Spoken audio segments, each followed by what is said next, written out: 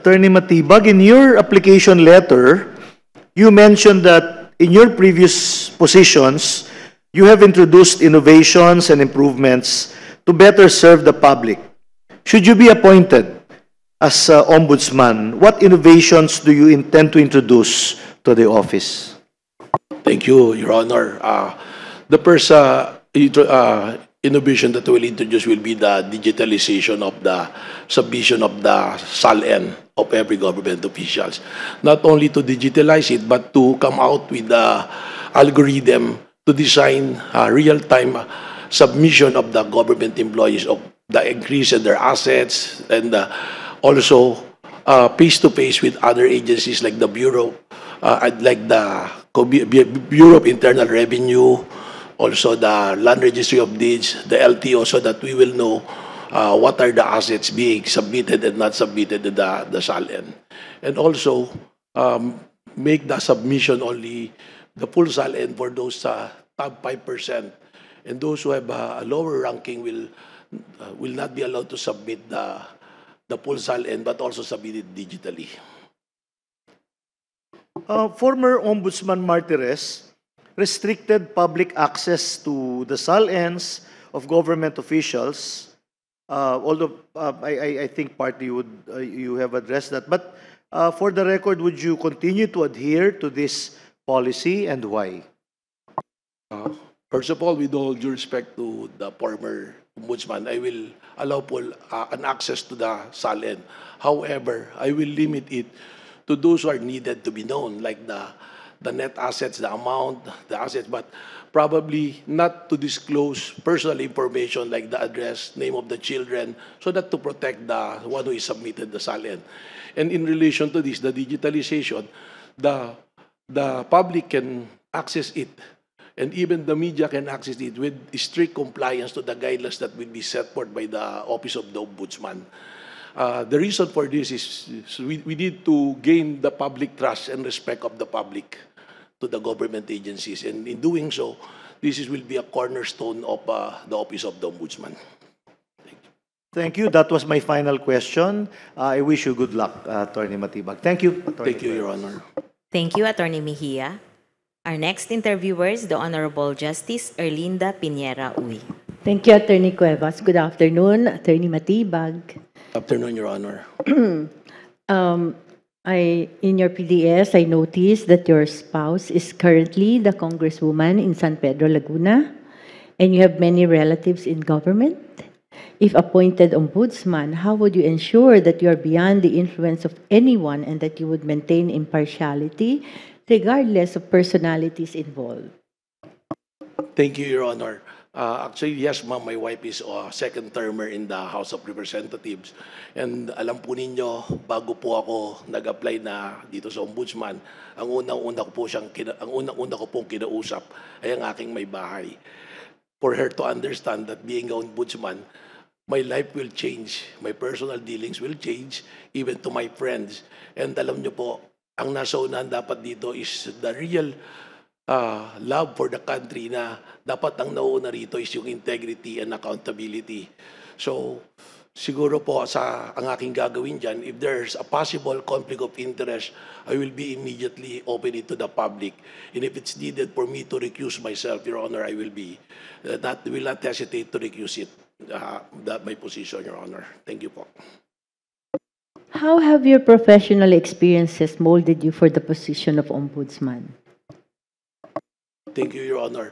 Let me share my experience when I was the president of the National Transmission Corporation. That was my appointment from 2017 until the early part of 2022, when my position is to fight the control of a Chinese company over our transmission assets, because I believe that the transmission asset is a vital installation.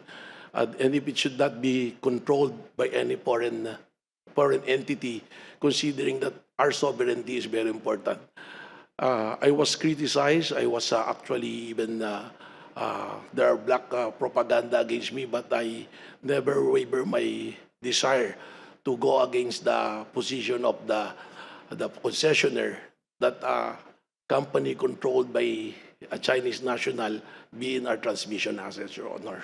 And I appeared in congressional hearings and JCEC hearings to defend my position.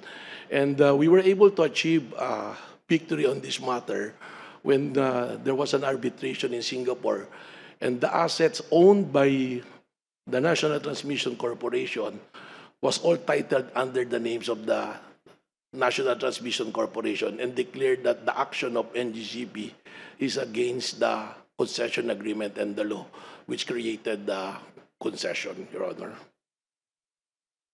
I also noticed in your PDS that you headed the Interagency Task Force on Zero Hunger. Can you share what is this task force about? Yes, ma'am. Nung ako po ay natapos maglingkod bilang Transco President, I was appointed as Cabinet Secretary po for a short stint also. Of what department?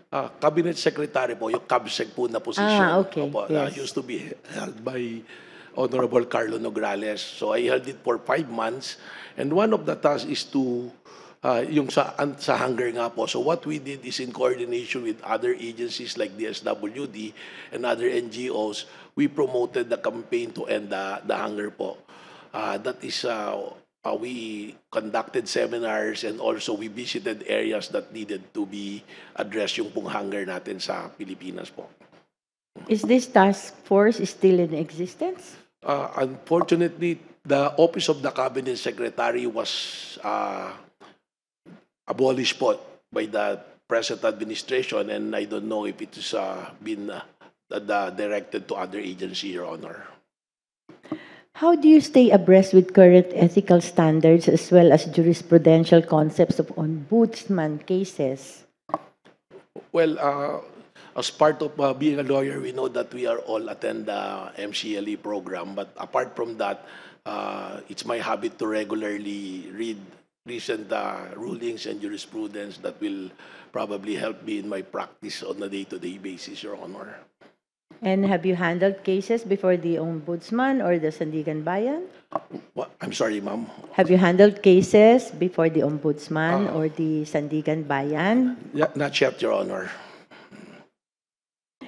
How will you address the issue of inordinate delay in resolving Ombudsman cases? Well, it's inordinate. In order to address the inordinate delay, we may probably look into the recent pronouncement of the Supreme Court, the Kagan case, so that we will be guided by that. So, in order to do that, there is one policy now being done by the Office of the Secretary of Justice, which is to upgrade the standard of conviction by filing cases that are you will surely get the conviction.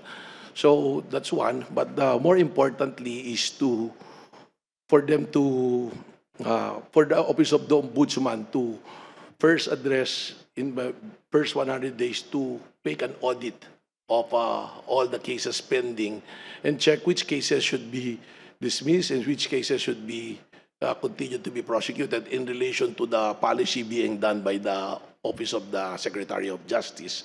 And also, the digitalization not only on the SALN but also on the filing of cases so that we can regularly monitor the flow of the cases. And also to create task force in order to make an audit and a study of all the cases that should be resolved immediately, Your Honor. How about what should be the role of the Ombudsman in ensuring compliance with procurement laws and preventing ghost projects or anomalous transactions? Yeah, tamang-tama po siguro ngayong panahon na to that we address that issue. So probably we can address it. The key thing, the key is probably the transparency. We make it the public known what is really happening and for them to participate. So the Office of the Ombudsman have a vast power, and one of this is to make public what they've been doing. Ang suggestion ko po rito is to make all the bidding participated by the Office of the Ombudsman and order the procuring entity to come out with an online bidding process that is real-time broadcast to the Office of the Ombudsman and also broadcast at the same time to the public that they can see what's happening during the bidding proceedings, Your Honor. And my last question, please convince us that you are the best candidate for the position of Ombudsman. Ang dahilan ko po, kaya po ako nag-apply ng Ombudsman, I held so many positions already, private and public. And I've been noticing what's really happening dito po sa bayan natin. It apparent that people are losing trust and confidence to the agencies of the government. And I think yung isa pong unang-unang titingnan kung bakit kailangan na ang ombudsman dapat yung pagmamahal mo sa bayan mas mataas doon sa pagmamahal mo sa sarili. That should be the standard. Meaning that you will not submit to compromises, but your yardstick will always be what is right and what is just.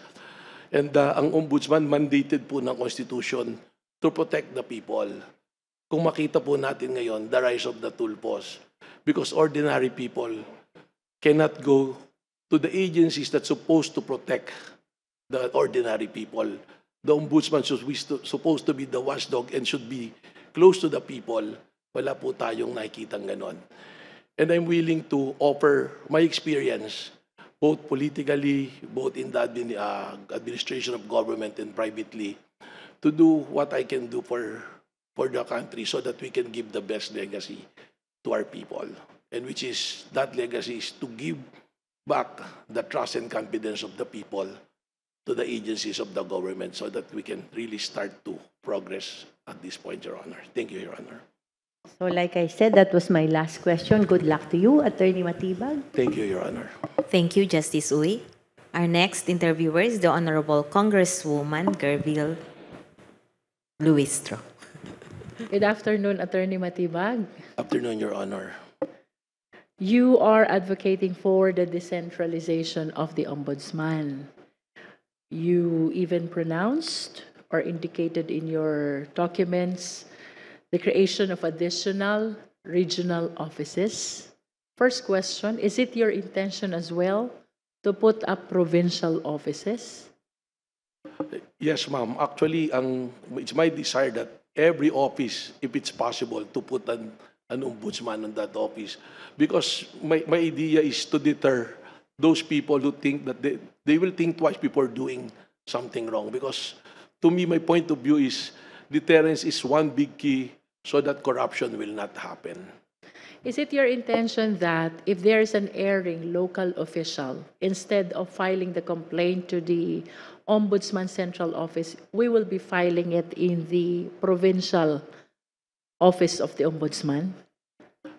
That can be adapted, Your Honor. And also, I've been mentioning digitalization. I will also like to introduce the process of filing through a digitalization. In fact, I was so happy when I see the Sumbong sa Pangulo website because I'm also proposing Sumbungan ng Bayan wherein the people can, using their telephone through SMS or their computer, make a complaint. Because under the Ombudsman law, any form of complaint can be investigated and prosecuted by the Office of the Ombudsman, Your Honor.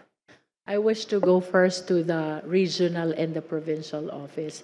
If we adopt this system, Attorney Matibag, are you not apprehensive that the cases might be manipulated considering the network of influence of the local officials? We will, in doing so, we will arm our local ombudsman with all the help that they need. That's why I'm also proposing a multidiscipline approach in prosecuting and investigating cases. Because right now, what we do, what the ombudsman is doing is table investigation and mostly based on legal. But we can see the problem right now. Like, for example, what's happening in the flood control scam. I think lawyers cannot identify how much concrete or how much iron or how deep should be the sheet pile that will be put. So we will arm them with the support and also a real-time, by digitalization, the filing will also be viewed by the central office of the Ombudsman. It will be monitored very closely, Your Honor. I see. That is with respect to the portal and the online system of receiving the complaints, no? You call it real-time monitoring system. In addition to that, we used to have this resident ombudsman system, which was adopted in the past in the Office of the Ombudsman. And I'm inclined to believe this is aligned with your decentralization intentions about the services of the Ombudsman. However, in the past, this resident ombudsman came from the government agency, which is supposed to be monitored by the Office of the Ombudsman. If you will be given the chance to be appointed as the next ombudsman, would you want the resident ombudsman to be organic, meaning he will come from the ombudsman itself, or non-organic, he will come from the government agency to be watched over? Thank you, Your Honor. I prefer to have it with the reporting directly to the Office of the Ombudsman, because the mere independence of the Ombudsman is the bastion of integrity in the service of the Ombudsman. So, mas maganda po siguro na yung ating mga ombudsman na yan, yung relationship nila doon sa agency kanilang babantayan, ay hindi po nanggagaling sa kanila yung poder, kundi nanggagaling mismo sa central office po ng ombudsman po. You also spoke about the need for the ombudsman to take a more proactive role in the investigation instead of simply reacting to the complaints. The questions are, is it your intention to institutionalize? Number one is the lifestyle check.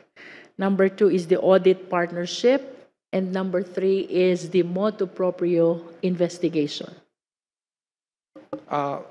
Yung sinasabi nga ko po rito doon sa gusto ko na mas magiging mas proactive rather than reactive. Because I think my point of view is we've been doing it for 35 years. We're doing a reactive investigation. We've been doing table investigation. We're just waiting for somebody to file a case then investigate. And I mentioned earlier, the ombudsman should be feared by the people who want to do a wrongdoing. Dapat po may deterrence. So that is right. We want to institutionalize it. Yung lifestyle check is very important. So kasama na po ron karugtong na yung sa SALN, where is will be the first basis of our lifestyle check. Tapos yung pong motu proprio investigation, if there is something reported na kailangan imbestigahan, kailangan po imbestigahan. Dahil sabi po sa Ombudsman Law, any form, kahit saan po nakasulat yung reklamo, kailangan po imbestigahan, kailangan po bantayan. And more than that, probably the ombudsman can exercise yung pong magbigay sila ng opinion. Kung mali yung opinion, come out with the opinion so that the agency that doing that or the head of agency that intends to do what is wrong can already be corrected without going through the legal process po. Yes, another thing is about the COA. Under the current practice, the COA is transmitting their decision to the ombudsman. But that is really unclear whether this decision of the COA shall be considered or taken up for PI or for case build-up. If you will have the chance to lead this office, Attorney Matibag, how would you appreciate the weight as evidence of COA decision? Good. Thank you again, ma'am. I consider COA as expert in their field, and ombudsman, independent by it seems, we need help of other agencies who will fight corruption. So I will probably renew an agreement with COA and come out with a framework of how to deal with their findings.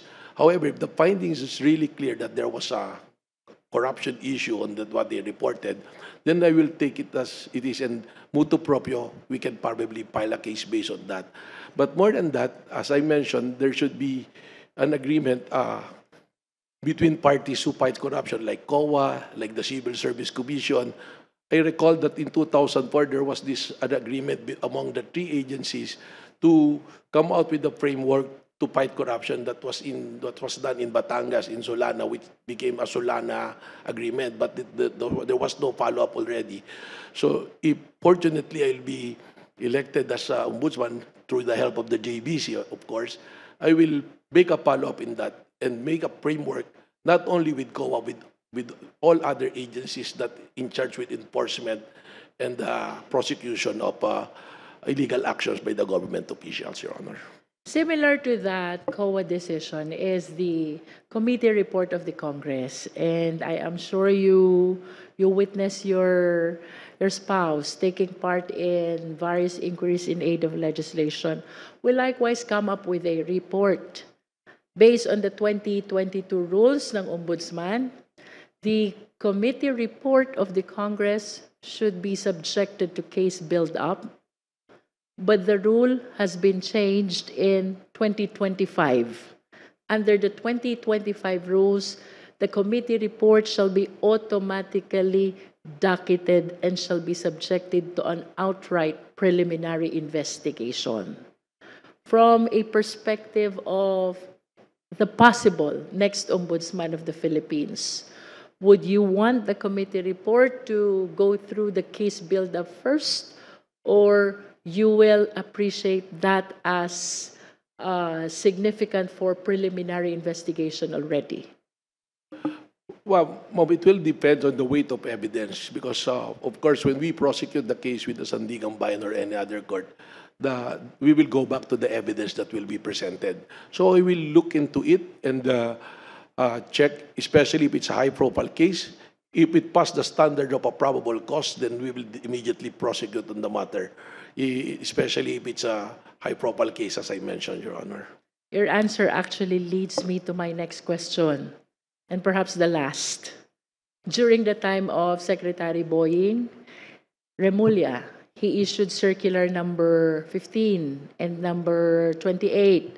This elevated the amount of evidence necessary for preliminary investigation, that is from probable cause to reasonable certainty of conviction standard. Considering that the Ombudsman is tasked as well to conduct a preliminary investigation, would you advocate for the adoption of the increased amount of evidence as provided in the two circulars of the DOJ? Ma'am, I've seen that circular. Probably, with all due respect to the good secretary, I will apply a hybrid one. Because when I look at the circular, it's only applicable to cases belonging to the municipal trial court. So if the cases filed before the Ombudsman is like cases like below the salary grade of 27 or 26, and the amount of the property involved is at 1 million, probably we increase the amount of evidence. But if it's a high-profile case, we go to probable cause, Your Honor, because we need to prosecute.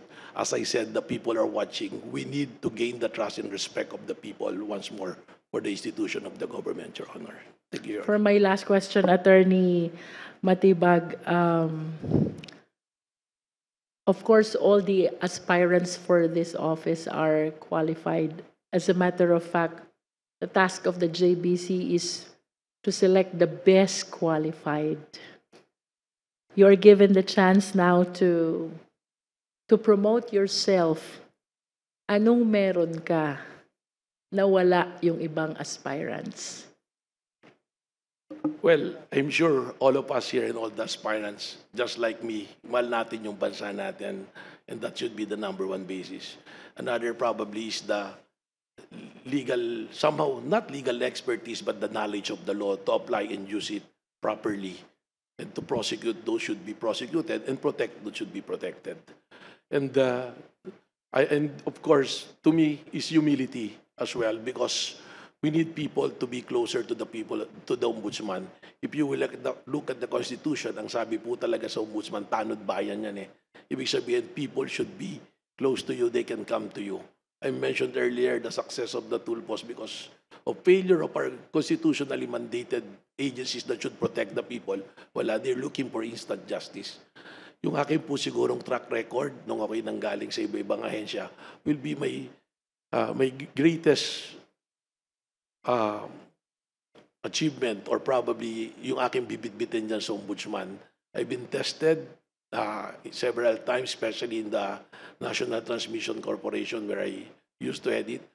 We did not succumb to political pressure and also even put myself in personal risk. Pero pinanindigan po natin yung posisyon natin. that the sovereignty of the Filipino is more important than anything else, Your Honor. That's it. Thank you, Attorney Matibag, and good luck on your application. Thank you, Congresswoman Luistro. Our next interviewer is the Honorable Attorney Nesauro H. Firme. Thank you, Attorney Marife. Good afternoon, Attorney. Okay. So I have two sets of questions. One comes from the good senator, Senator Alan Cayetano. So he has only one question, and he would like you, he would like to know your stand on the lifestyle check. So as you know, recently it has been in the news. So what is your stand on that? Thank you, Your Honor. I agree with the lifestyle check. It can also come as a form of deterrence because if people know that you're being watched and your lifestyle is being checked, mas nag-iingat po yung tao. At pangalawa, if there is something that people will be hiding and the ombudsman will exercise the power of lifestyle check, then we can probably not only deter but also prevent and apprehend those people that should be responsible in doing corruption in the government, Your Honor. Okay, so I'll ask my set of questions. Some of them have been covered by my colleagues, no? Especially my number one question. Probably I'll go to the second one.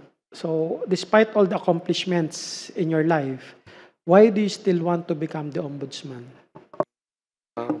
Sabi ko nga po, I've been served in so many capacity in private and public, but this time I've noticed what's happening to our country, and probably I can give my contribution and offer my services to help the government, to help our people to regain the trust and confidence of the people in the instrumentalities of the government. Matagal na rin po tayong abogado, and the reason why we enter the practice of law is to protect the people who need the protection. And of course, the more important reason is yung sinasabi ko nga po kanina na we love our country, lahat naman po tayo rito. But probably, if I became the ombudsman, I can be the beacon of that desire para mabuhay po ulit sa maraming Pilipino yung desire natin na mahalin yung bansa po natin. I've noticed, sifting through your records, attorney, no? So you have been appointed by the president, past president, no, in different capacities. No? And I also noticed that you were part of the PDP Laban as a SecGen. So my question is, how apolitical are you? Well, I participated in so many elections, and I was the Secretary General of PDP Laban. Actually, during the time of the last administration, I was practically the one running the party as being the Secretary General. I'm also the one speaking in behalf of the party.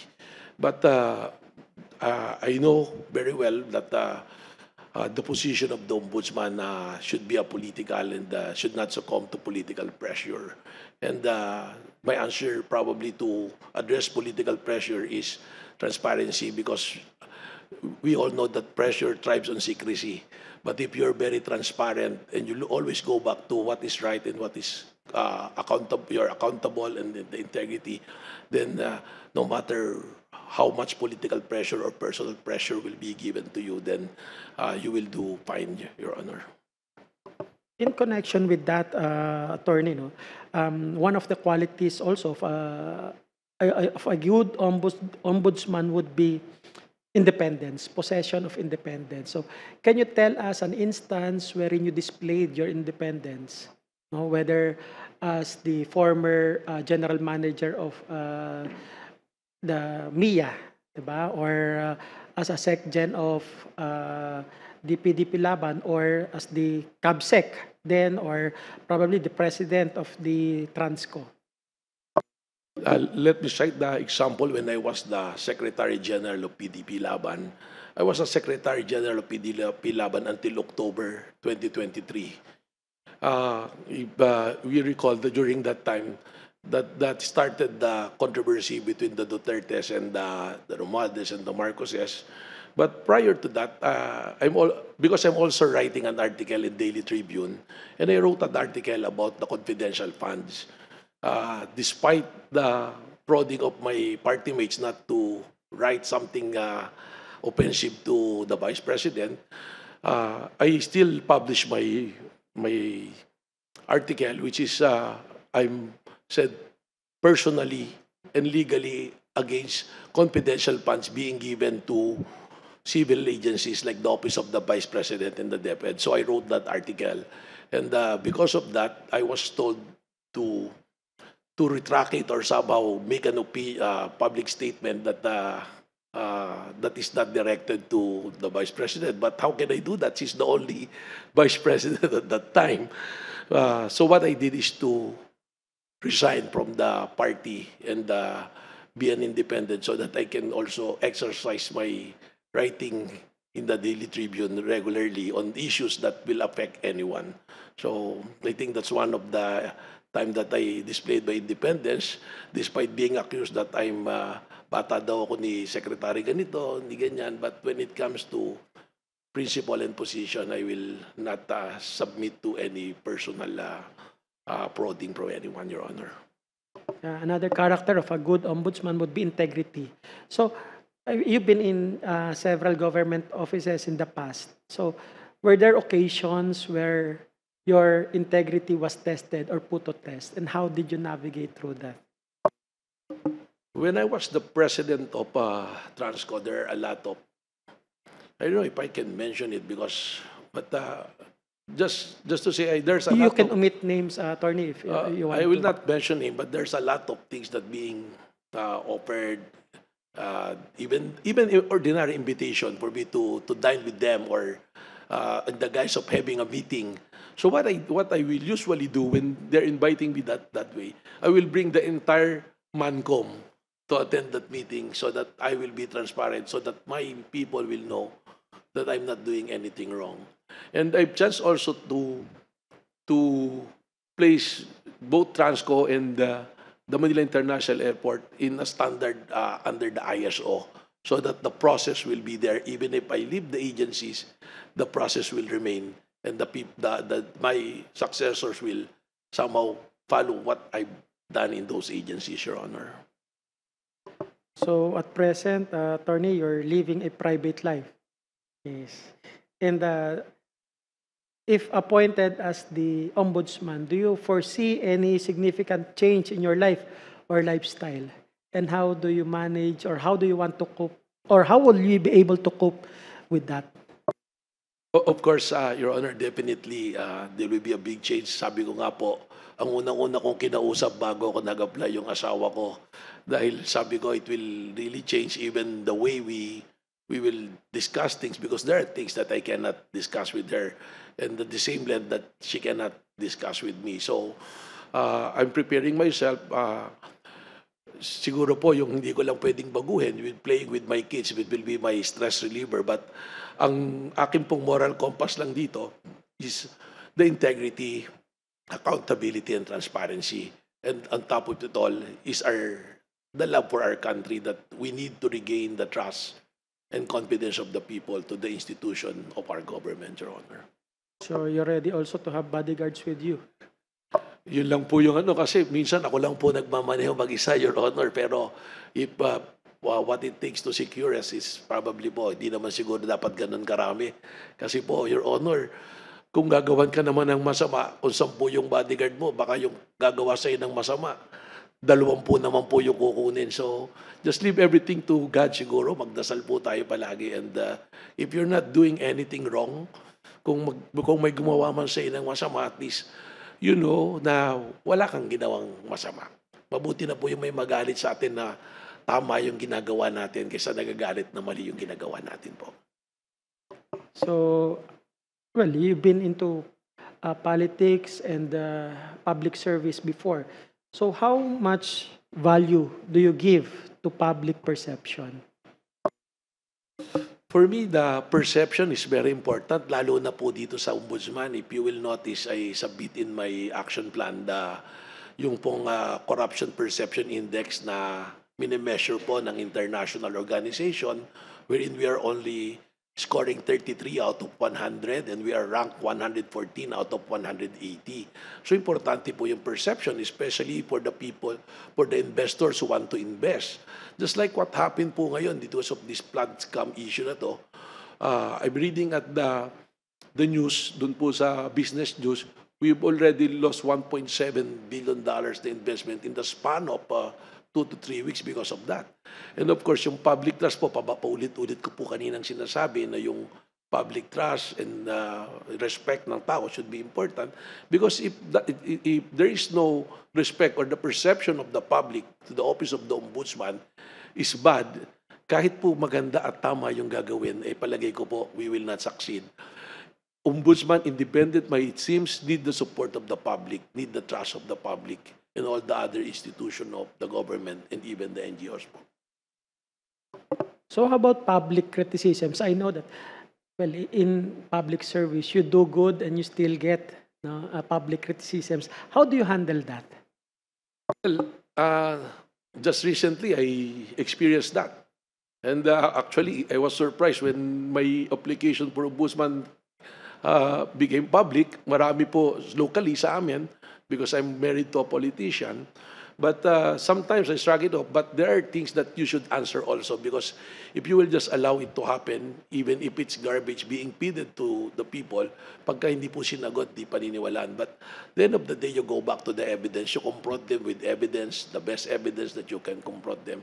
And after that, probably I'll just keep quiet and let the people be the judge on your character, Your Honor. Okay, let us assume, Attorney, that you are already the ombudsman. And it's 2029. And obviously, by 2029, we have a new president, right? Now, ibig sabihin, tumawid ka na to the next administration. So I have 5 things here in my mind that I want you to rank. One being the most significant, as far as you are concerned. The number 5 would be the least significant. Not necessarily insignificant, but the least significant among the 5. Number 1 in my mind would be the president that appointed you to become the next ombudsman. The second would be the new president, the president by 2029. Number 3 would be the public. That would include also yung public perception. Number 4 would be the safety of your family. And number 5 would be yung personal goal, yung mission mo to help the country. Okay lang po ba, Your Honor, kung ang ranking lang natin sa public and all the other will be equal? Because as I was saying, yung pong ombudsman, kaya nga tinawag na ombudsman, it's to serve the public eh. Yung po ang dapat nating bantayan. Siguro po, yung nag-appoint sa ating presidente at saka yung bagong presidente, pantay lang po siguro yun. Yung sa family po, it is important to me kasi yung mga anak ko maliliit pa po at mga bata. I'm sorry, Your Honor, yung isa po is the Personal goal mo. yung personal goal ko po, kahit sa dulo na lang po yun, because alam nyo po, I came from a humble family and I've already traveled far compared to where I came from. And sa akin po, yung personal goal ko, okay na po ako talaga, honestly, with all due respect po. Pero kaya kahit huli na po yun, or kapantay na po dong sa presidente at sa vice president, sa next president and the president. Because ang sa akin po, the yardstick is, even my wife, if she will be confronted with cases in the office of the ombudsman, the same yardstick that I will apply to anyone who will be facing the cases in the office of the ombudsman, Your Honor. Thank you po. Okay. Of course, I want to understand the situation dito sa Pilipinas na there would be several public officials who would volunteer to help you to get this post. So they were instrumental sa appointment mo. You are now the new ombudsman. It happens that cases have been lodged against them before the ombudsman. Would you file charges against these public officials who were instrumental in you getting this ombudsman post? Your Honor, if the evidence will point to that direction, Your Honor, definitely we have to file it. Because if other people, politicians or personalities would like to help me doing things even I don't know with or without my knowledge, then they know very well that the office of the ombudsman should be independent, as it seems, Your Honor. So if the evidence there is saying that a case should be filed, then we should file cases, Your Honor. Last question, attorney. No? Now, as the ombudsman, what significant development in your life will make you decide to quit the ombudsman post, or you will not? Other words, you will not finish this 7-year term. Your Honor, when I applied, I intend to finish the 7-year term because my goal is to increase the corruption perception index by at least 1% every year, so that will be at 40. That will be the first time that we will reach 40 in the corruption perception index. And also, the conviction rate, I want to increase it from 50% to 80%. The highest that we had is during the time of then Ombudsman Conchita Carpio Morales, which is at 76, I guess. So, parang I don't see any reason po to leave it. I want to stay for 7 years to complete my plan to deter, to protect, and to educate. Because I don't want to leave the office of the Ombudsman without educating our young people. What is the real reason for our poverty is it's connected with corruption, Your Honor. Thank you, Your Honor. Thank you, Attorney Melvin, and good luck. Thank you, Your Honor. Thank you, Attorney Firme. Our last interviewer is the Honorable Justice Jose Catral Mendoza. Thank you very much, Attorney Marve. Good afternoon, Attorney Matibag. Good afternoon, Your Honor.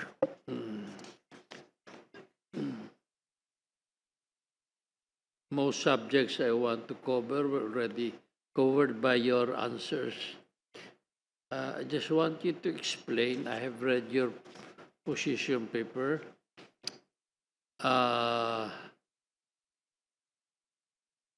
You wrote that we have failed to fight corruption because we have adopted the wrong approach. And this is the legal approach. Can you explain this? Can you elaborate on this? Thank you, Your Honor. Yes, Your Honor. If we look at other best practices of other jurisdiction, like Hong Kong, like Malaysia, and Singapore, what they did is a more proactive fight against corruption, not only waiting for cases to be filed, but what they did is to investigate and prosecute. They deter. There is a deterrence that they know that the anti-corruption campaign, if there are corruption issues, they will definitely prosecute. So, in addition to this, if chosen to be the next ombudsman, I want to engage other discipline to help fight corruption.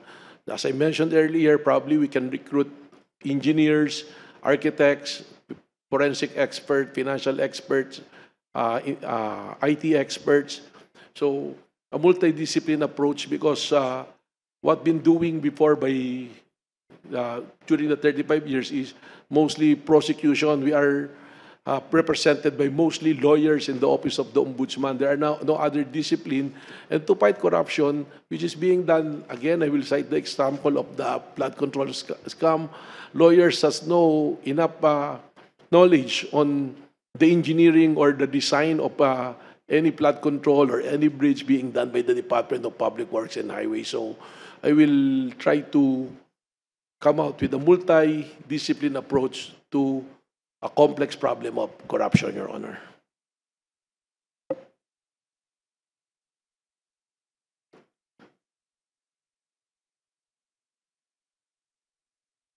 So you do not want your or the agency to resort only to table investigations. Yes, Your Honor. Kailangan po siguro may mga actual investigation, kagaya po nung ginawa ng ating Pangulo na yung sinasabing ghost project, pupuntahan talaga, titingnan kung meron po talaga doon. Because if we will only rely on the documents submitted, medyo magagaling na rin pong gumawa ng dokumento yung gumagawa ng mga masasama sa ating pong gobyerno.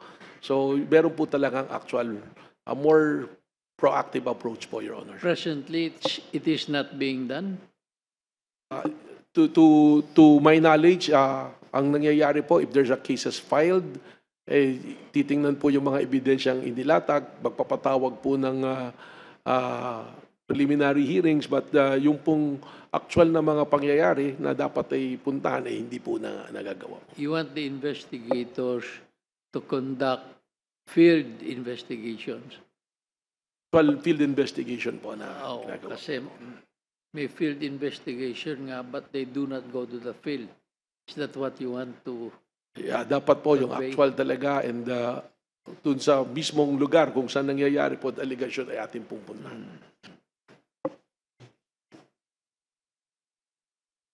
And you want to improve the corruption perception index of the Philippines. Po, sana po ang target ko for every year you increase at least by 1 point para by the end of 7 years po nasa 40 points po tayo out of 100 po. Okay. What is the distinction between endemic corruption and perceptible endemic corruption and ano ba ito isa na wala? And prevalent corruption. Do you know the difference? You use endemic corruption. How do you distinguish it from prevalent corruption? There is a distinction.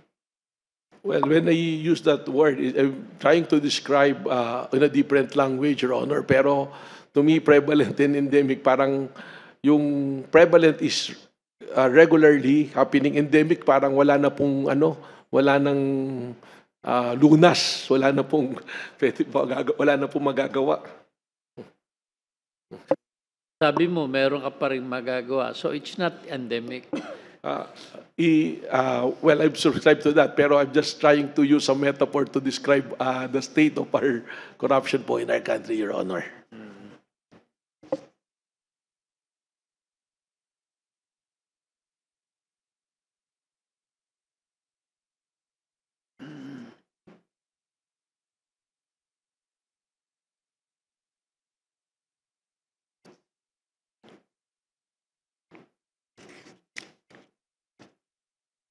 You have covered everything. I just want to cover one thing. You remember the program before, the ombudsman having a MOA with an agency. They call it a resident ombudsman, and it was discontinued. Do you know why it was discontinued? Your Honor, yes, Your Honor. To my knowledge, that's the point being raised by Honorable Luistro, that the resident ombudsman, being familiar with the agency that they are being assigned, instead of guarding the coppers and the agency protecting the people, it became somehow in cahoots with the people who wants to do the corruption. So probably we can also do that again. But as I mentioned earlier, somebody who's organic and reporting directly to the central office of the ombudsman, not coming from the ranks of those who are being guarded, Your Honor. I heard that earlier. Yun nga mahirap yung familiarization.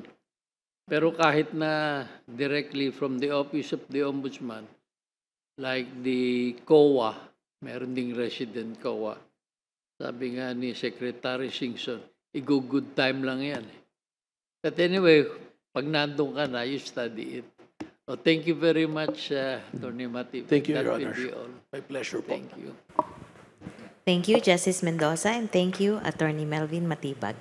Good luck. Thank you, Your Honors.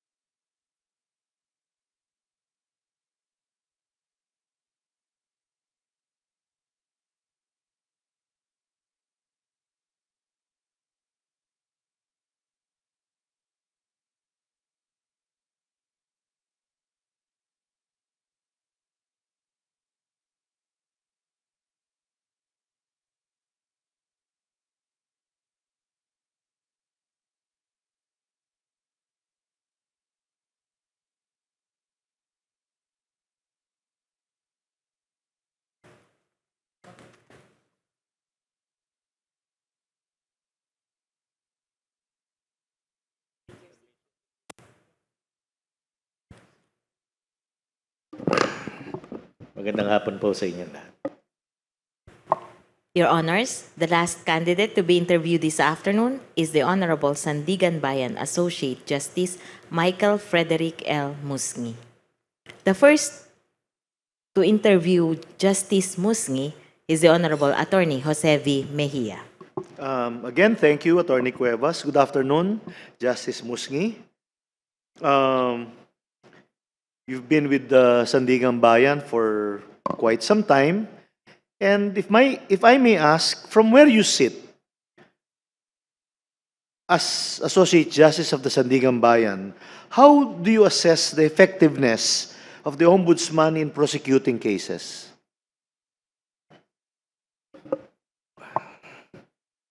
I believe that in any agency that we speak of, improvement is always welcome. If we discuss the achievements of the current, the past administration in the Ombudsman, I think much is left to be desired. I understand that the Office of the Ombudsman is constitutionally designed to be the tip of the spear in the fight against corruption. And to my mind, from the Sandigan Bayan's very limited perspective, from the performance of the Office of the Ombudsman in the last 7 years, improvement is indeed much can be improved, to say the very least. Your Honor, if I'm going to state specifics by way of statistics alone, I must highlight the fact that in the 7 years of the past Ombudsman, he has filed, the cases filed, informations filed before the Sandigan Bayan is almost but not even equal to 1 year the amount of cases filed by the previous Ombudsman before him. It's very sad and it's an unfortunate truth that in the Sandigan Bayan right now, for this year alone, there are only about 9 cases filed, 9 informations filed by the Office of the Ombudsman.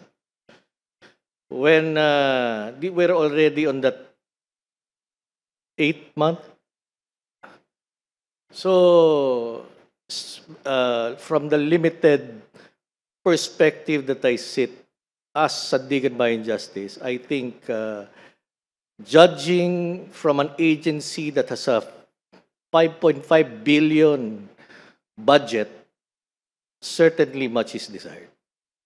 Thank you, sir. So, as a follow-up question, what specific improvement will you introduce should you become the next Ombudsman, Justice Musngi? I firmly believe and I understand the constitutional mandate of the Office of the Ombudsman as protector of the people.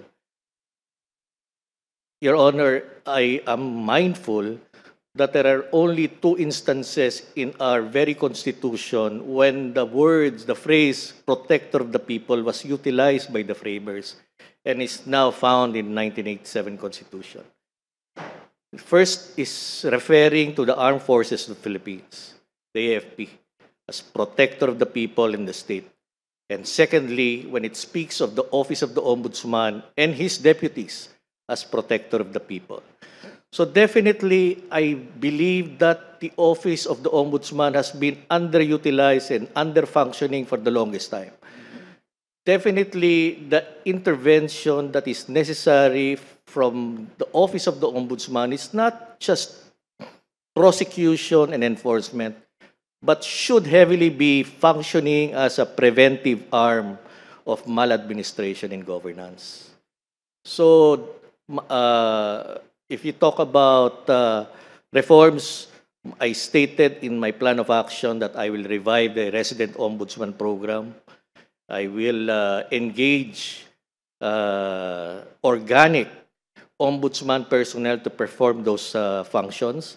And I will reach out to the Integrated Bar of the Philippines to deputize certain officers within the as may be allowed by law, because the ombudsman can act through representatives and through deputies, and easily all government lawyers are bona fide members of the in good standing of the Integrated Bar of the Philippines. So among many other interventions as laid down in my plan of action, sir, those are top of mind when, if in the event that I am fortunate enough to land that position po. In 2021, Justice Musngi, Ombudsman Martires proposed criminal penalties, including imprisonment or fines, for anyone asking or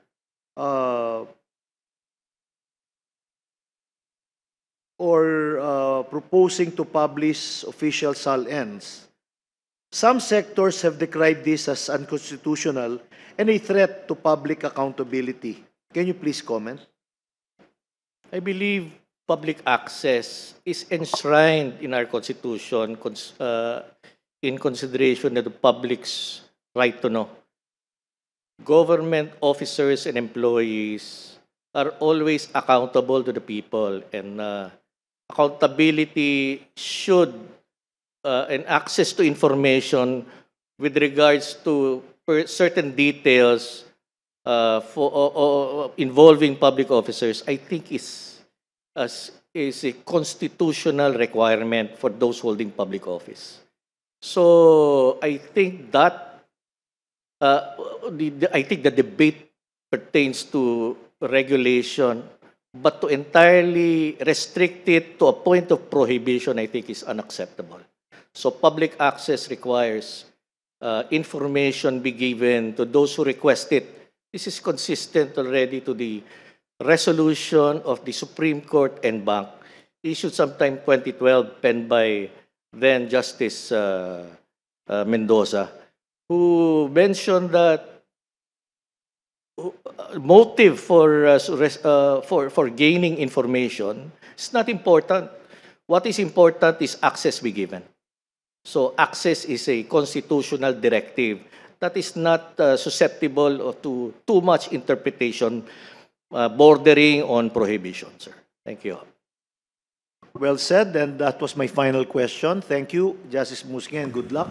Thank you, Attorney Cuevas. Thank you po. Thank you, Attorney Mejia.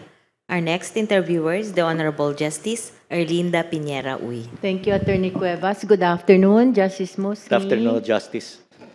In your current position as Associate Justice of the Sandigan Bayan, how do you maintain ethical standards and integrity in your work, especially when under pressure from powerful entities, if any? Well, consistently, and you understand this and recognize this as well, hopefully, Justice Linda, being part of the judiciary trains you to apply the letter of the law in all instances presented before your table for adjudication. Our experience and my environment with the Sandigan Bayan is collegial in nature, and I treasure that and I relish that environment as well. This gives us opportunity to discuss cases on the merits for applying the rule of law in all instances. So in every instance that presents that itself before us, we constantly and as a default apply the full letter of the law. And that would encapsulate my judicial experience in my court, Your Honor. Have you ever encountered pressure from powerful entities? And if yes, how did you handle this situation? I think to my mind, I've yet to really experience pressure coming from a powerful front or anything. The convenience and we work, I think, we relish the fact that we work within the ambit of the law, and we restrict ourselves to the application of the law in every instance before on regarding cases pending before us. In one of your action plans that you submitted, you stated that you intend to upgrade complaints portal of the Ombudsman. Can you share the mechanics of how you will upgrade the same? I think there's an existing complaints portal right now with the Ombudsman. Only that I think there is much need for this portal to be made accessible. So I think digitalization is key. We are in a computer age. We have a lot of progress in knowing fully well that each citizen now owns a computer, a mobile computer in hand. It's just a matter of digitizing the Supreme Court to be able to accept first complaints from whatever form or substance from our citizenry, who in the ultimate analysis is the client of the Office of the Ombudsman as its champion. You know, we have Supreme Court cases saying that the Office of the Ombudsman is the champion of the people. So we should be able to serve their needs with specificity and effectiveness and efficiency. And one clear way is really to digitize our platform, our systems, to be able to receive those complaints and act on them promptly and fittingly, Your Honor. You did mention that your predecessor filed only how many % of cases within the 7-year period compared to the previous? If I may just cite, so I don't, I am not quoted incorrectly.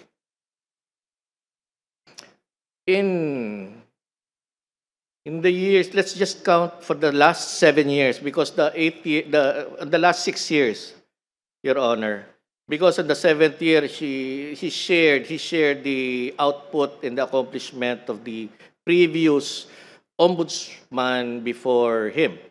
So starting from 2019, he filed 174 informations. In 2020, 80.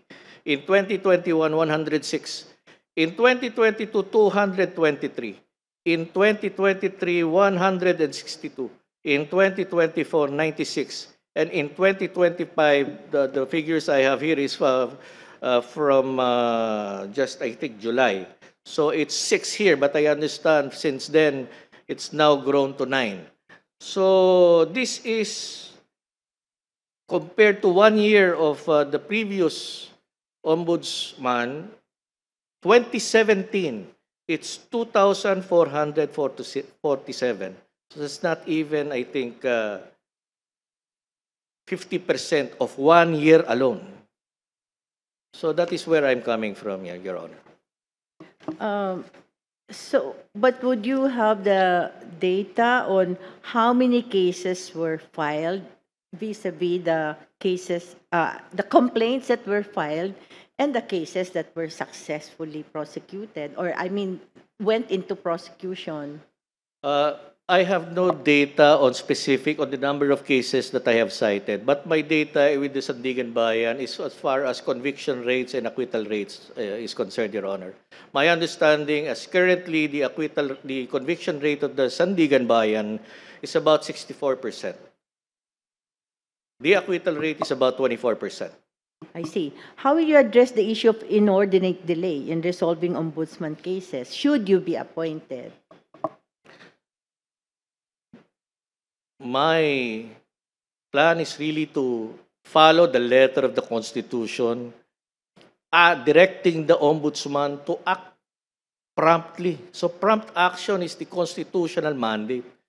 So really, to me, it is abominable to see pending cases reaching 8 years, 7 years for preliminary investigations or even fact-finding before the Office of the Ombudsman, considering that the Office of the Ombudsman applies different burdens of evidence. For administrative cases, it is only substantial evidence. For preliminary injunction, it is only probable cause. So, to my mind, this is unacceptable. I think you should follow the Constitution when it commands you to act promptly and inform the complainants of what happened to your complaint. So that is, to me, an area where improvement should take place. And bottom line, Your Honor, if I may add, that when you deal with inordinate delay, you follow your own rules. What rules am I talking about? Even the Ombudsman has laid out in its Administrative Order number 1, time frames and timelines. So you apply strictly the timelines there, and if you violate it, you dismiss it without prejudice to refiling. So there is no discretion that comes into play.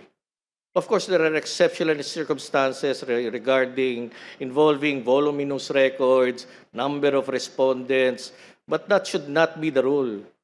That should be the exception. Thank you, Your Honor. What role should the Ombudsman play in ensuring compliance with procurement laws and preventing ghost projects or anomalous transactions? Procurement laws. I would suppose if you're talking about the new procurement law, there are, it's very rich in options on how to protect public funds from being utilized inappropriately. But as far as the Office of the Ombudsman is concerned, I think this would be consistent with my desire to put in resident ombudsman to be actively on the guard to return that platform, that tool, I think is indispensable. I am familiar with why it was, I have heard reasons why it was taken out in the first place. I think it's budgetary, or it became an ill that they had to suspect as a little rotten and has taken that shape already. But I'm sure those issues can be managed and the best advantage can be procured when you have an active voice or commander inside very key agencies who are frontliners, for example, in healthcare, revenue generation, in agriculture, in very important key agencies. Not all. So you can manage your resources very carefully. My last question, Justice Musngi, can you convince us that you are the best candidate for the position of Ombudsman? Best candidate. I'm sure everybody has qualities they offer.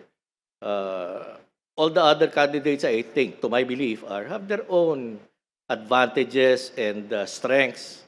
But what I can offer is my executive experience coupled with my judicial career for almost 10 years in the Sandigan Bayan. I think I can consider this already my core competence.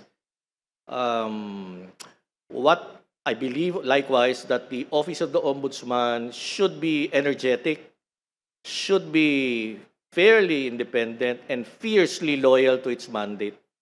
And and I don't pretend to do it all alone. So I think it will be very important to collaborate and coordinate with other key agencies to fulfill this duty, Your Honor. So that was my last question. Good luck to you, Justice Musngi. Maraming salamat po. Thank you, Justice Uy. Our next interviewer is the Honorable Congresswoman Jervil Luistro. Good afternoon, Justice Musngi. Good afternoon po, Madam Congressman. Justice, the Justice Department issued 2 circulars, that is 15 and 28, technically elevating the amount of evidence that is necessary for preliminary investigation. To be specific, it is reasonable certainty of conviction standard. considering that one of the mandates of the Ombudsman is to conduct preliminary investigation as well. May we know your position, whether or not you will be adopting the same amount of standard or you will be maintaining the probable cause amount of evidence? If I may just share before I categorically answer that question, Madam. I am fortunate to be part of the Justice Sector Coordinating Council.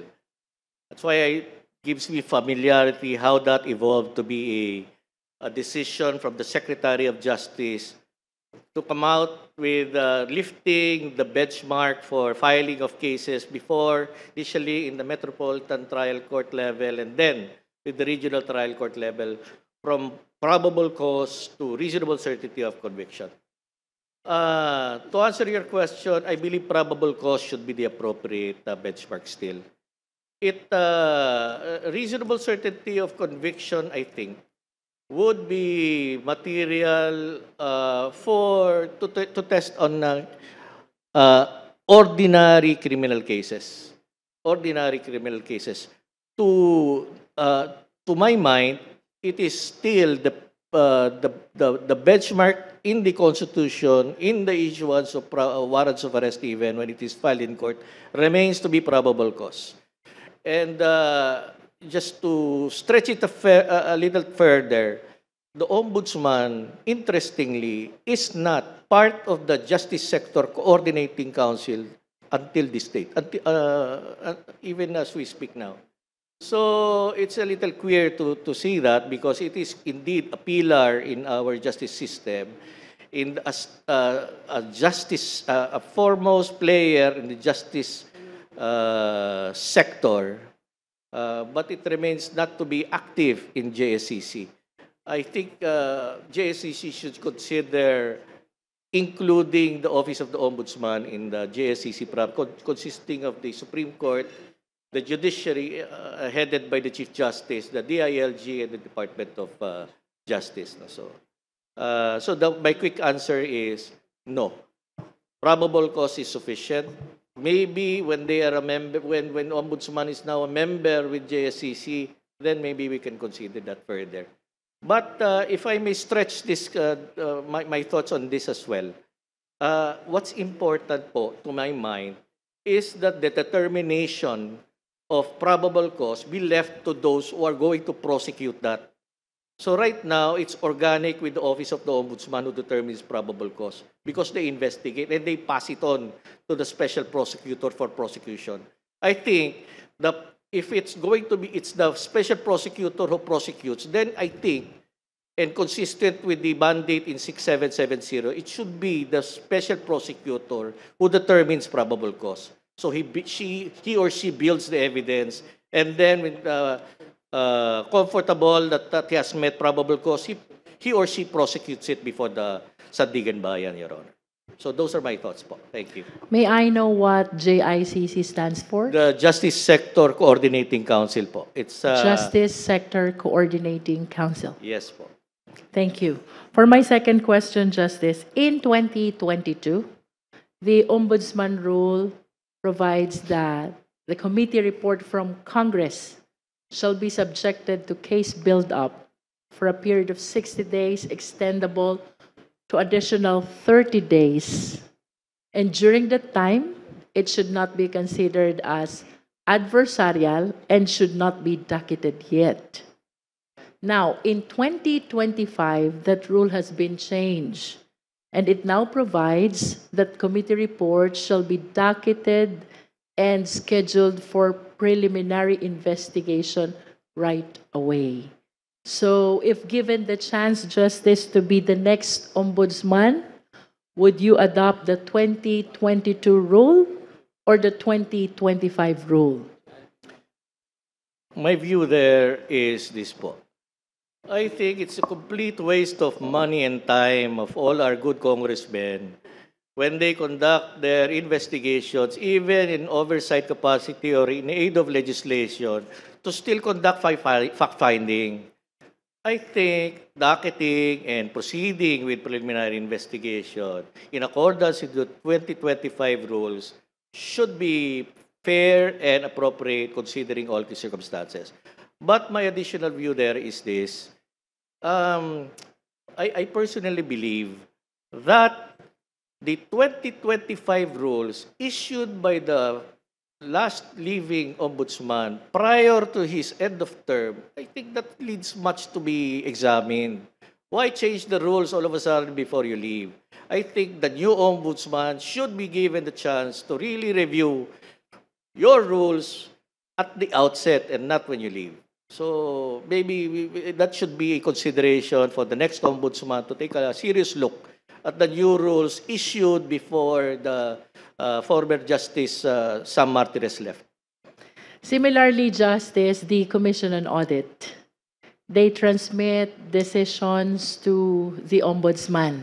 Opo. But it is really not clear what appreciation as evidence should be accorded by the Ombudsman to the findings of the Commission on Audit.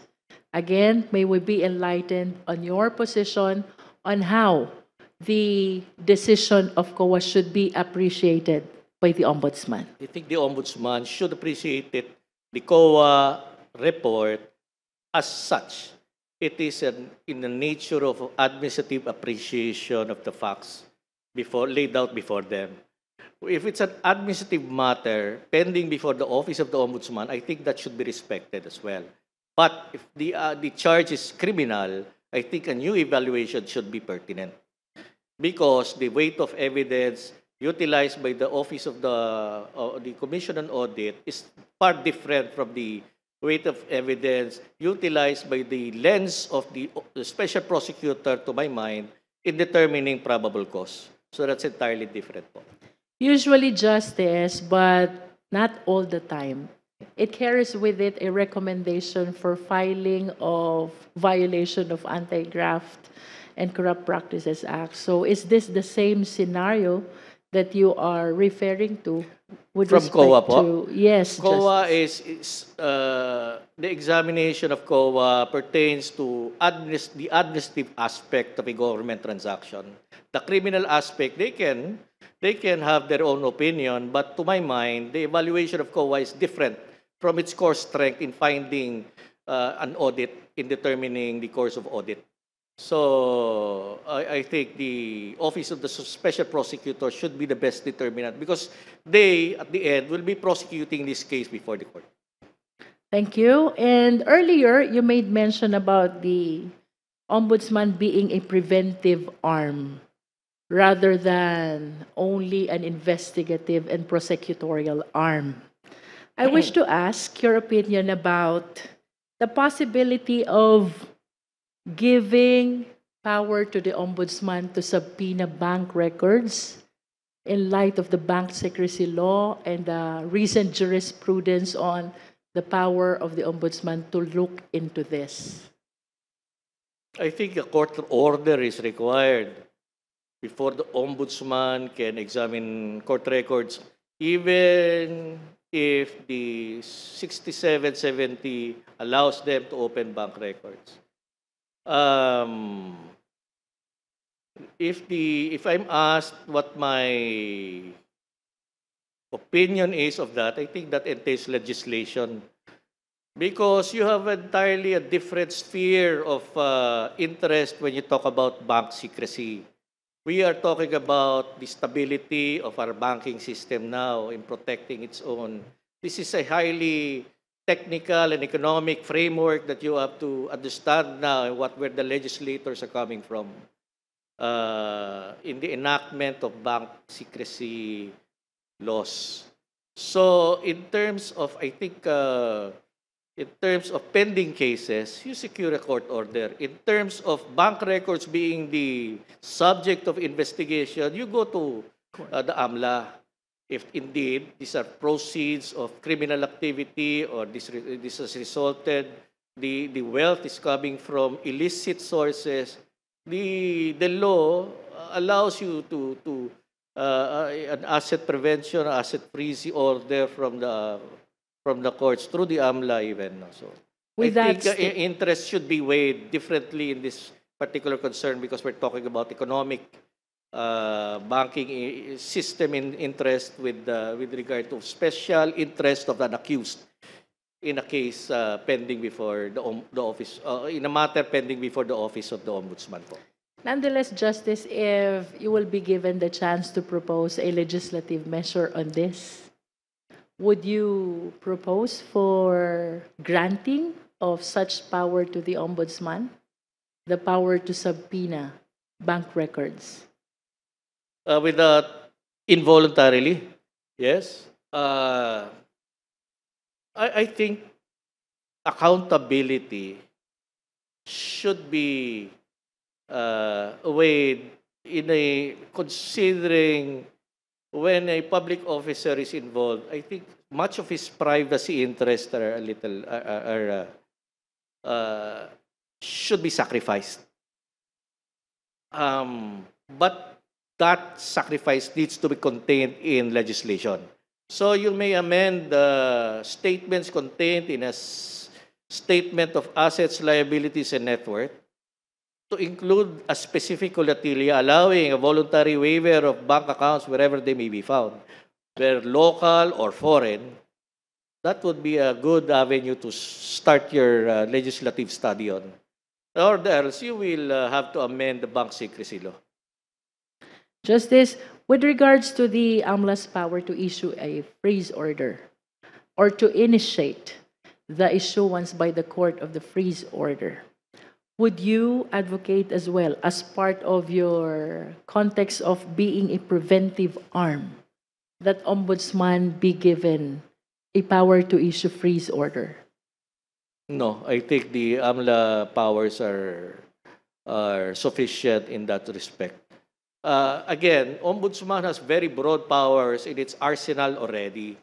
But Ombudsman cannot do it alone, and it needs to collaborate and cooperate with other agencies and share this responsibility with other sectors or agencies with the same kindred interest.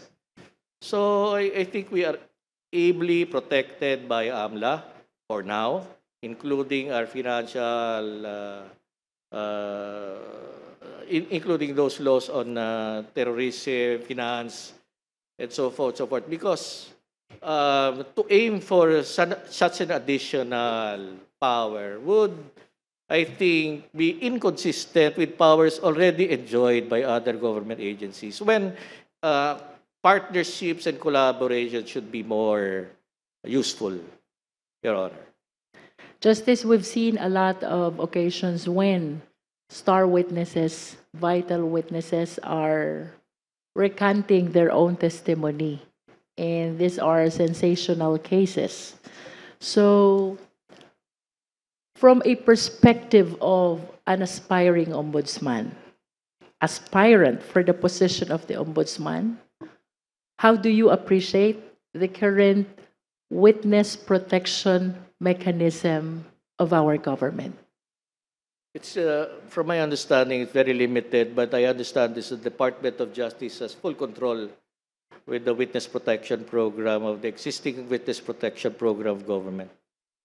I'm of the view that it should be fortified by new legislation. The easy example is the Whistleblowers Act. But I think we should always also consider adopting the quitam method or format in the United States, where civil actions can be commenced by any person who are familiar and are informed directly of instances where government money or property has been embezzled or taken or appropriated by government personnel. So I've read through somewhere that quitam cases model is giving incentives to citizens who are personally informed of such incidents or eventualities, and they can come forward and file civil actions for recovery of those stolen in the United States. So that can be looked upon, Madam Congresswoman. For my last question, Justice, I understand that the Sandigan is a collegial body. You act as one of the magistrates in a collegial body type of system. Opo. How do you envision yourself to becoming the next ombudsman who will administer justice, you alone as the magistrate? I will not consider myself acting singularly or exclusively. I think the best ombudsman is that who can reach out to the broadest spectrum of the general public to engage them actively and constructively, considering himself to be a firm partner rather than a person acting alone. I think collaboration is key. He has no monopoly of intelligence in the fight against corruption. I think this is a shared responsibility for the citizens of this republic to undertake, but with the ombudsman at the help. So I think the decision-making process can be achieved by being as best transparent and most accountable fashion, and bearing into mind the greatest public interest. So he should be sensitive to public criticism. He should be sensitive to public sentiment, Your Honor. So I don't consider myself as acting alone in that respect po. Thank you, Justice, and good luck on your application. Maraming salamat po. Thank you, Congresswoman Luistro. Our next interviewer is the Honorable Attorney Nesauro H. Firme. Thank you, Attorney Marife. Good afternoon, Justice. Good afternoon po. Yes, okay. I have two sets of questions here.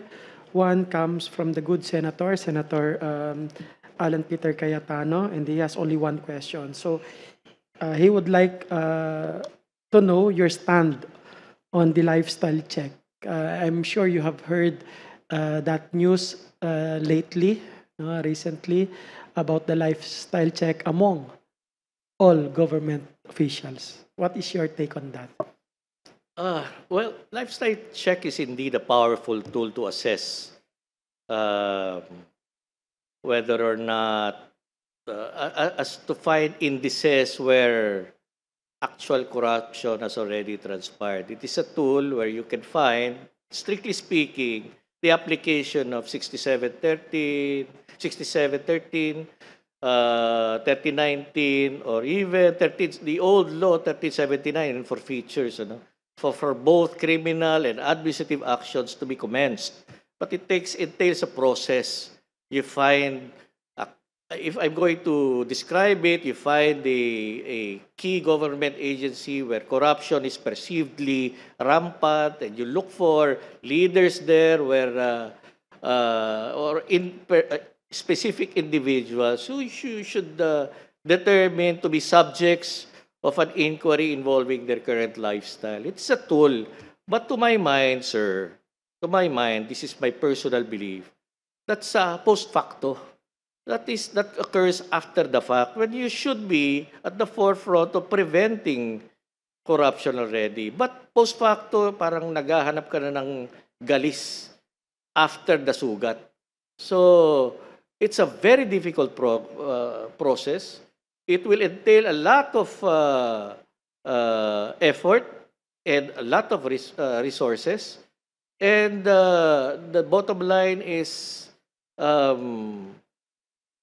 you are indeed serving the constitutional mandate of making all public officers accountable, and they should lead modest lives. So I think that's the anchor, modesty in living. But to my mind, hindi ho bawal yumaman sa gobyerno. Hindi ho bawal hindi ho bawal ang maging mayaman sa Pilipinas. Bawal ho ang magkamal ng kayamanan sa pamamagitan ng pag-abuso sa posisyon mo sa gobyerno, sa pag-abuso sa iyong katungkulan at influence para makalamang ka. Yun ang pinagbaigpit at pinagbabawal. So lifestyle checks, I agree, but under specific guidelines and for specific results. And not to spend too much energy on that, I think should be key, because you'll be wasting a lot of resources just finding. So this effort should not be construed as a witch hunt, Your Honor. Okay, I'll ask Justice my own set of questions. So number one, and by the way, I ask all these questions to all applicants, no? Just to fair with everyone. So if appointed as the Ombudsman, what can the stakeholders expect from you? Well, easily for now, at the outset, you will not be expecting, you'll find more energy coming from a new ombudsman if I'm chosen. I think that energy is very important at this time. It are at this stage of Philippine history. I think the ombudsman, the appointment of an ombudsman will play a very crucial role. I've read in an article somewhere that Philippine history has been carved by scandalous events of corruption, where it's corruption, anti-corruption, engaging themselves in a heavy dialectic already. I don't think we should demonstrate it any further. We talk about even the friar lands that were sold early on in the 18th century, till EDSA, ERAP, our interest, and now it's churning again. It's churning again. So it is very key that the ombudsman be given the responsibility at this stage of the presidency of our incumbent president, so that he can form his lasting legacy after he has declared practically a war on corruption in his last SONA. Mahiya naman kayo. Problema po dun is, paano kung walang hiya? So therefore, dapat yung ombudsman should be at the forefront of that fight. Okay, next question, Justice. So I've been looking at your records. You've been in government, acting in different capacities. So despite all these accomplishments and now being the Associate Justice of the Sandigan Bayan, why do you still want to become the Ombudsman? My belief is that being part of the judiciary, if you are serious in the fight against corruption, should not be limited to the adjudication level. I think heavily the fight is at the forefront, and with your complete grasp of the mandate of the Office of the Ombudsman, and with the arsenal at your disposal, I think it all boils down to political will. If the President continues and sustains his disposition that he is going to spend the rest of his incumbency fighting corruption, then the Office of the Ombudsman should be a good collaborator in that vision, Your Honor. I also understand, Justice, that you have been appointed by the President, one as Undersecretary of under the Office of the President, and number two, as Associate Justice of the Sandigan Bayan. No? Opo. So having these political appointments from the President, no? My question now is, how apolitical are you? I don't belong to a political party, Your Honor. I have been appointed by the President because in performance of his duties as President in accordance with our Constitution. I am not beholden to anybody, and I will apply the letter and spirit of the law in resolving or deciding cases before me.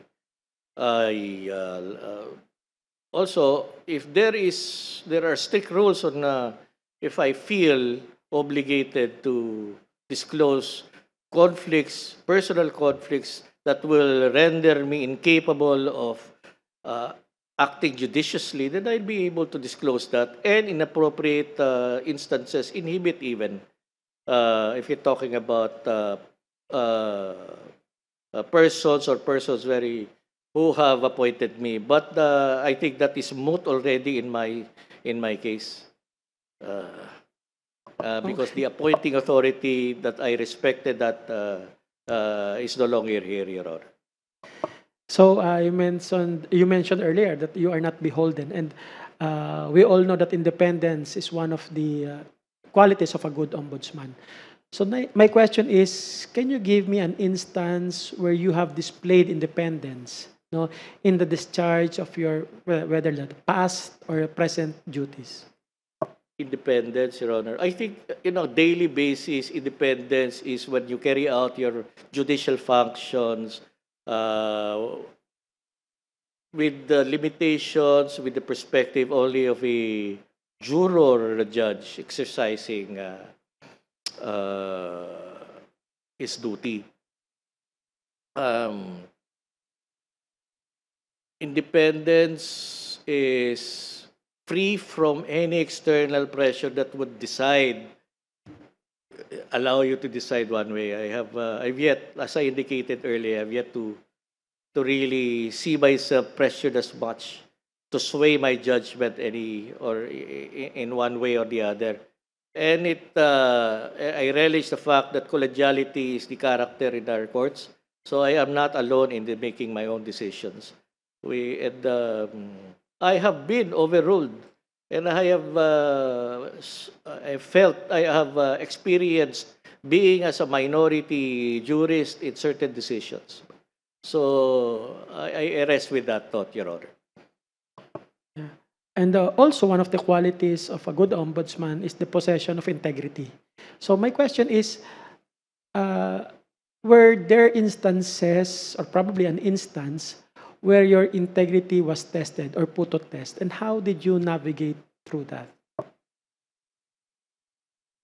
Well, I don't know what you've been, where you are, Your Honors, when you were aged 24 years old.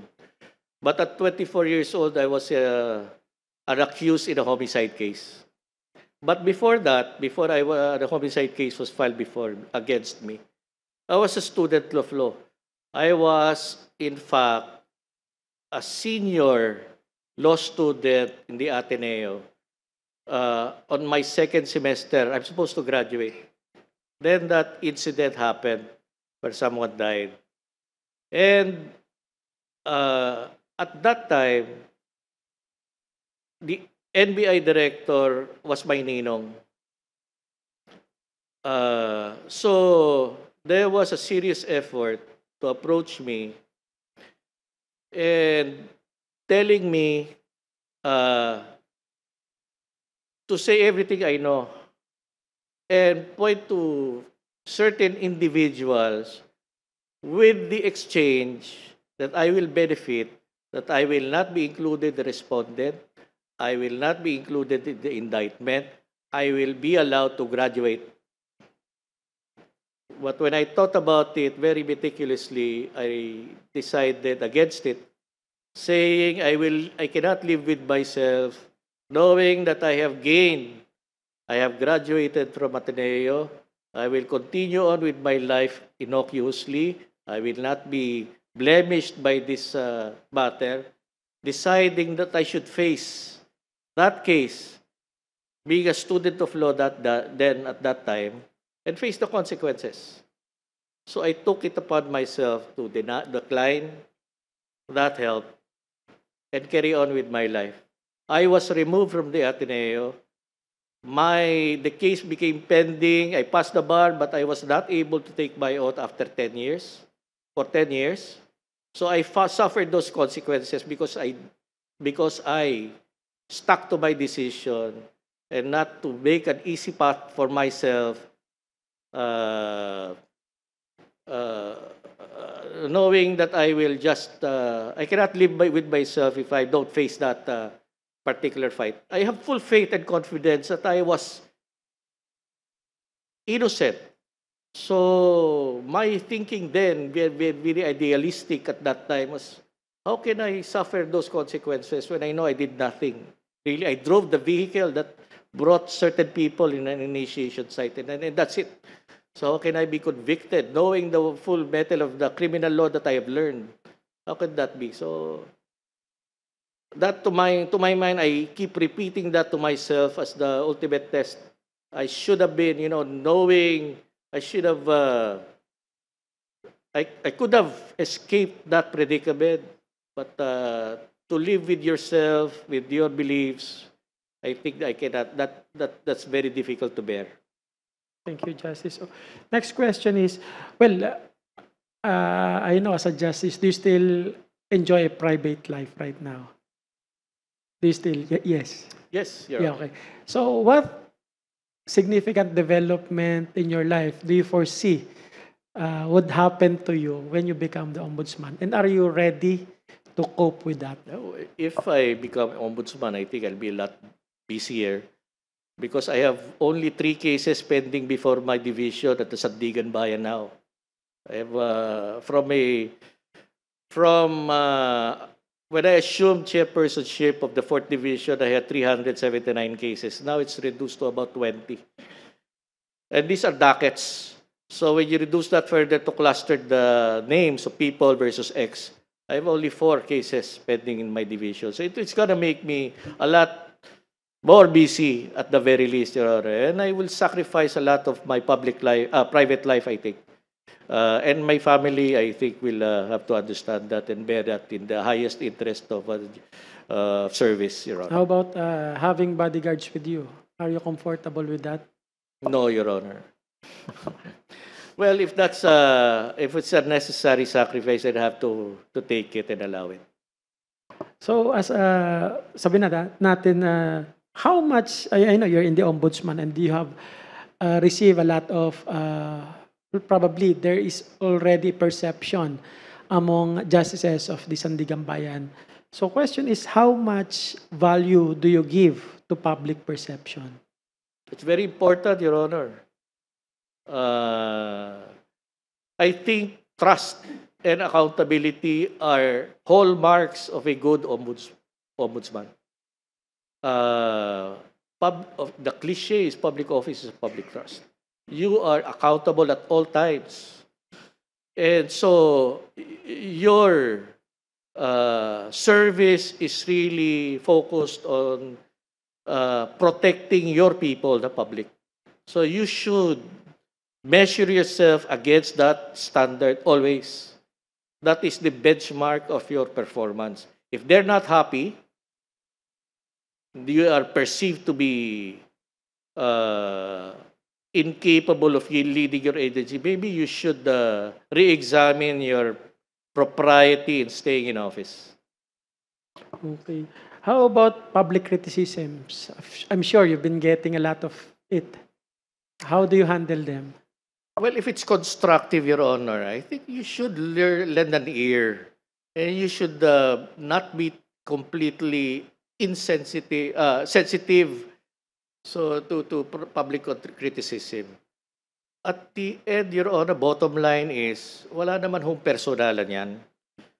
Trabaho lang ang tinutukoy ng taong bayan. And pupulaan ka kung mali ang ginagawa mo. At I think, in the same vein and in the same breath, they will praise you if you're doing all right. So let us assume, Justice, that's already 2029, and you are the new ombudsman. So in other words, tumawid ka na to the There's a new president. To the next president, and to the new administration. So I have 5 things here in my mind, and I want you to rank them accordingly. 1 being the most significant as far as you are concerned. No? Number 5 would be the least significant, not necessarily insignificant. No? So number 1 would be the president that appointed you to this post. Number 2 would be the next president, no? 2029 na. Number 3 would be the public, no? Including their perception. Number 4, and I know you have small kids, the safety of your family. And number 5 would be your personal goal, your mission to this country and to the office. So, if these are the items that I need to prioritize, I think my family's safety is foremost to my mind. Next would be the public. because indeed you are now the protector of the people. You should have the public in mind. I think my last priority would be my personal interest or my personal goal. So my appointing president and the new president will have to bear in the same level, in the rang next to the public event. But that in the sense that their policies and their instructions would be considerations for the office of the ombudsman to consider and exercise independent judgment in carrying out, Your Honor. Also, Justice, I understand that there could be several public officials who would help you get this ombudsman post. No? So let us assume you got this ombudsman post. And these public officials who were instrumental in you getting this post and in you having been appointed to this post, they were confronted with cases. So would you file or prosecute cases against these persons who were instrumental to your appointment? The task of the ombudsman is heavily evidence-based. But if I suffer any inability to exercise unfettered judgment, then I will inhibit. I think that case can be resolved using in the merits without my discretion if it is so challenged, Your Honor. Last question, Justice. So we know that the term of the ombudsman would be 7 years.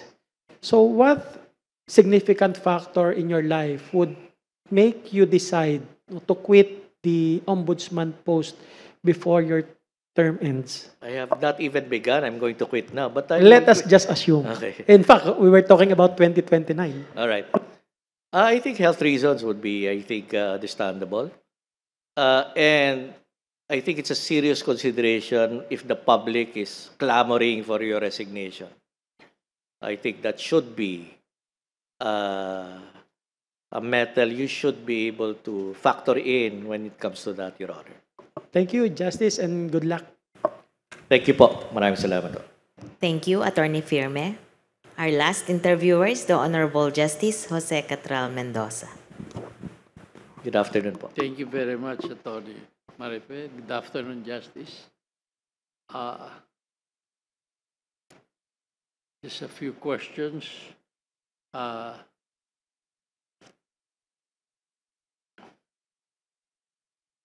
In your paper, you mentioned the revival and strengthening of the investment ombudsman to enhance ease of doing business and attract investments.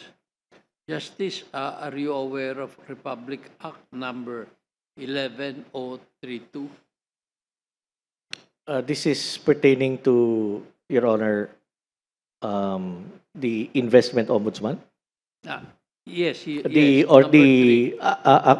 ease of doing business law. Yes. The ARTA law, if You want to revive it because it says revival and strengthening. My question is, are you aware of Republic Act number 11032?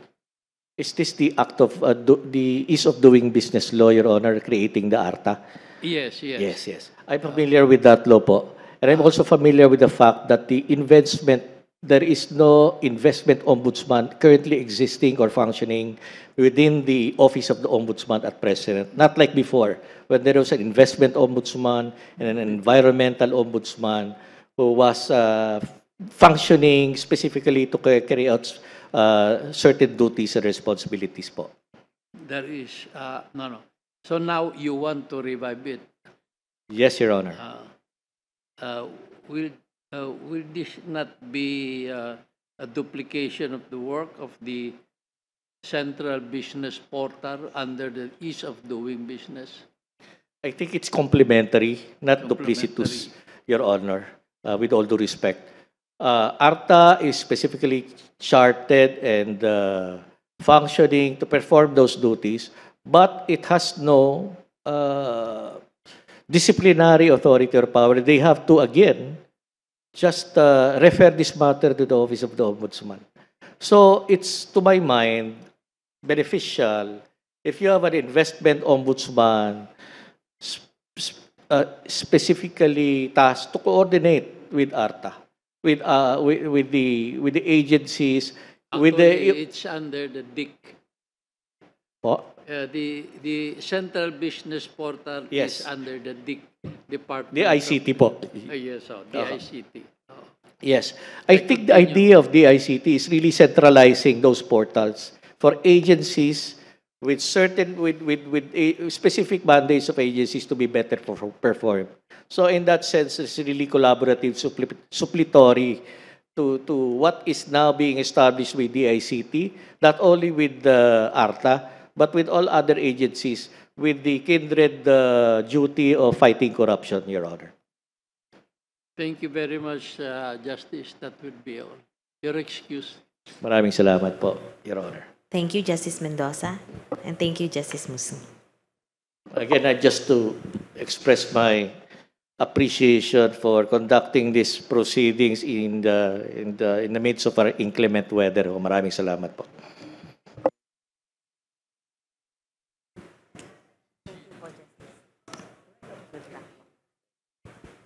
This concludes our public panel interview for today. We will resume tomorrow at 9 o'clock in the morning.